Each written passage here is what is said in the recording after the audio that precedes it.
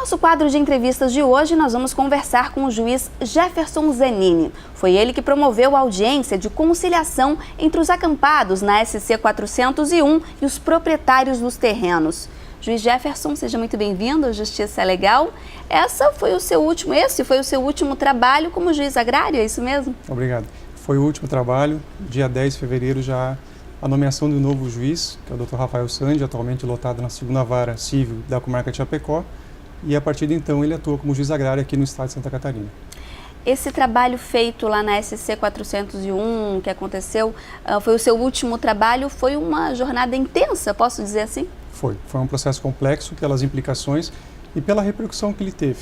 Repercutiu na comunidade, as pessoas manifestaram sua opinião nas redes sociais, repercutiu enormemente na imprensa, tivemos vários articulistas dando sua opinião sobre o caso, o que é natural no Estado democrático, e repercutiu também nas esferas dos 3 poderes, diante da preocupação com essa situação consolidada às margens da SC. Eu vi na imprensa que a conciliação foi feita em salas separadas. Essa é uma das técnicas que o senhor usa em conciliações? Essa foi uma técnica que aprendi com os juízes que me antecederam nessa função de juiz agrário, e é a técnica que funciona diante dos interesses completamente antagônicos das partes. É natural que numa ocupação, numa invasão de terras, os ânimos fiquem mais exaltados, e juntando numa só sala de audiência, numa sala de audiência tradicional essas pessoas, isso faz com que o clima fique mais beligerante. Então a técnica é iniciar a audiência numa sala formal, geralmente a gente faz nos salões do júri dos fóruns da comarca, e depois eu me desloco com os proprietários para uma sala, o ouvidor agrário do INCRA, que é o nosso parceiro, se dirige para outra sala com a liderança dos acampados, do movimento social, e a partir daí a gente faz a coleta das reivindicações e começa a fazer interlocuções entre as duas partes. Quais outros tipos de técnicas que o senhor usa em conciliações como essa que realmente o senhor vê que deram certo?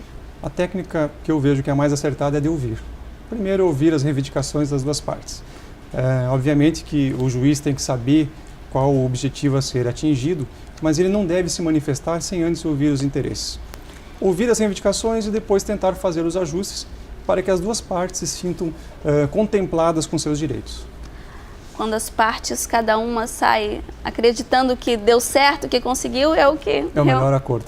É o melhor acordo, certo. Quando em casos como esse, quando envolve a população, a imprensa, no geral, né, é um caso mais difícil de administrar? As pressões externas acabam preocupando o juiz, não que acabe influenciando, porque o juiz ele não vai se distanciar do nosso ordenamento jurídico e da Constituição, mas são preocupações que acabam pesando nos ombros do juiz e ele procura, então, sempre fazer o melhor que lhe é possível dentro da sua atividade.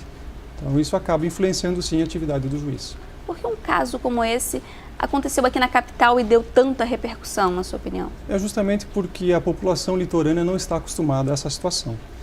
Para quem reside da BR-101 para o interior do estado, são situações comuns, que nós temos inúmeras ocupações que ocorrem, então, a exemplo dessa que ocorreu aqui.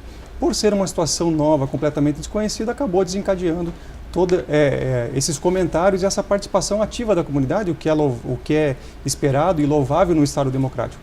Mas isso é uma realidade já conhecida para quem reside no interior do estado e que hoje, então, tornou essa proporção de ser ações de conhecimento estadual.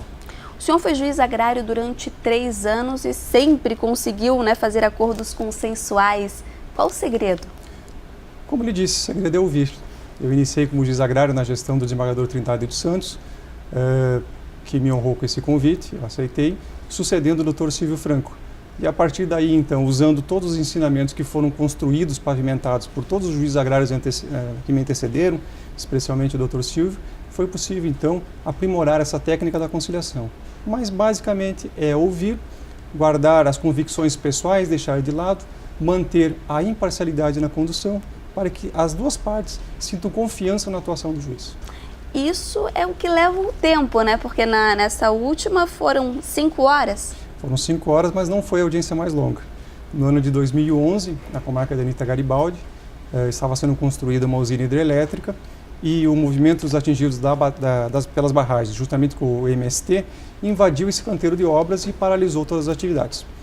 A empreiteira e a empresa concessionária do serviço ingressaram lá na comarca com ação de reintegração de posse e o juiz da época, o Dr. Juliano Serpa, entrou em contato comigo e pediu se eu poderia fazer audiência com ele. E foi uma experiência inovadora porque nós atuamos em 2 juízes conduzindo a audiência e conduzindo as conversações. Iniciamos a audiência na sexta-feira, à 1h da tarde, encerramos a audiência às 7h da noite da sexta-feira. Domingo, ao meio-dia, o canteiro de obras estava desocupado pelos integrantes do movimento, sem uso de qualquer força. Foram todos embora, 7 horas de muito trabalho, mas resolvido. Trabalho intenso e motivado por 3 questões básicas e simples de resolver. Os atingidos pela barragem queriam saber quando iriam iniciar o pagamento das indenizações, quais os critérios que seriam utilizados para fazer o pagamento e queriam que a empresa tivesse um escritório na cidade para receber as reclamações. Era só isso que eles queriam. Acontece muito disso? Dessa área de invasão de barragens, não. O que mais nós temos o registro no Estado são ocupações feitas, então, pelo movimento do Sem Terra, em que eles reivindicam terra para a reforma agrária. Essa os nossos processos na tramitação no Estado são nesse sentido. Qual a importância do juiz agrário, na sua opinião? Diante dessa complexidade que envolve uma ocupação coletiva, pela repercussão que o caso ganha, principalmente os contornos que a Justiça passou a ter depois do incidente em Eldorado dos Carajás, a Justiça Agrária hoje é o braço do Judiciário que está se especializando para tratar conflitos coletivos por disputa de posse. Pela utilização dessas ferramentas, da técnica de conciliação, mas sim pela especialização dos contatos e articulações com outros órgãos públicos, a exemplo da nossa parceria com o ouvidor agrário do INCRA, mas também contatos com polícias e com demais órgãos envolvidos. Então, é hoje o braço do Judiciário que está se especializando nessa atividade de resolução consensual de conflitos coletivos. Falando em parcerias, essas parcerias são super importantes, né, em audiências como essa? Elas são primordiais, inclusive o Conselho Nacional de Justiça, por meio do seu Fórum Fundiário Nacional, editou uma recomendação dizendo que o juiz agrário, na busca da resolução de qualquer conflito, ele pode convocar qualquer órgão público para que participe do processo, sem que isso implique na interferência daquele Estado no processo. Ou seja, o INCRA pode participar do processo auxiliando, sem que isso implique no deslocamento para a Justiça Federal. Qual o parceiro mais importante, na sua opinião? Os 2 parceiros essenciais.